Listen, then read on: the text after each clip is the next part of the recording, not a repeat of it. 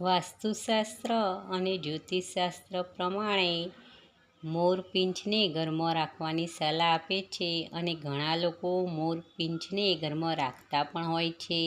તો ઘણા સજાવટ માટે રાખતા હોય છે અને ઘણા લોકો ભગવાન શ્રી કૃષ્ણના ભક્ત હોવાથી તેમને મોરપીંછ બહુ જ પ્રિય હોય છે, આથી તેઓ ઘરમાં રાખતા હોય છે. તો વાસ્તુશાસ્ત્ર અનુસાર મોરપીંછને ઘરમાં રાખવાથી ઘણા ફાયદા થતા હોય છે. તો આપણે આજે વિડીયોમાં જાણીશું. તો પહેલાં તો ફાયદા વિશે જાણીશું. તો ફાયદા એ થતા હોય છે કે જો પતિ પત્નીમાં અણબનાવ રહેતો હોય તો મોરપંખ ઘરમાં રાખવું અને કઈ જગ્યાએ રાખવું તે પણ જાણીશું. તે ઉપરાંત ઘરમાં આવકમાં વધારો કરવા માગતા હો તો ઘરમાં કઈ દિશામાં મોરપંખ રાખવું એ પણ જાણીશું અને તેનું મહત્ત્વ શું એ પણ જાણીશું. તો પહેલાં જાણીશું મોરપીંછ ઘરમાં રાખવાનું મહત્ત્વ.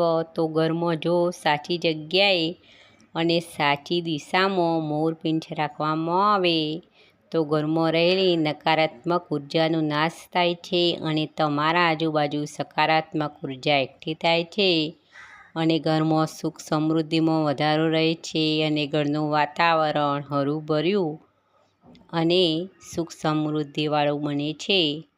તો હવે જાણીશું કે ઘરમાં આવકમાં વધારો કરવા માટે મોરપંખને કઈ દિશામાં રાખવું.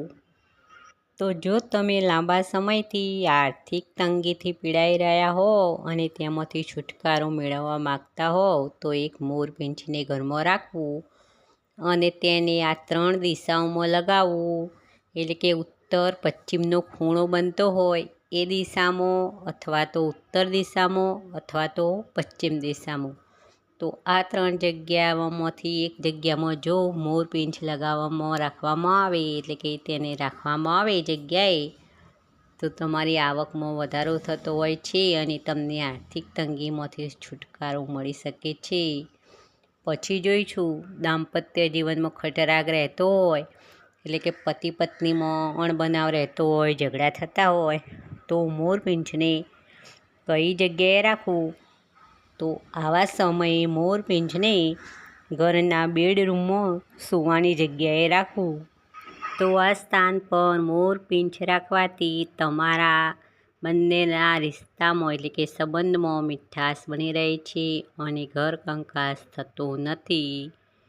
તો મિત્રો, આજે વિડીયોમાં આપણે જાણ્યું કે દાંપત્ય જીવનમાં શાંતિ મેળવવા અને આર્થિક તંગીથી છુટકારો મેળવવા મોરપંખને ઘરમાં રાખવામાં આવે તો તેનાથી તમને ફાયદો થઈ શકે છે. તો વિડીયો પસંદ આવે તો એક લાઈક અવશ્ય કરવું, બીજાની સાથે શેર પણ કરો અને આવા નવા વિચાર જાણવા મારી નવી વિચારધારા ચેનલને સબસ્ક્રાઈબ કરો. ફરી મળીશું નવા કોઈ વિચાર સાથે નવી વિચારધારામાં.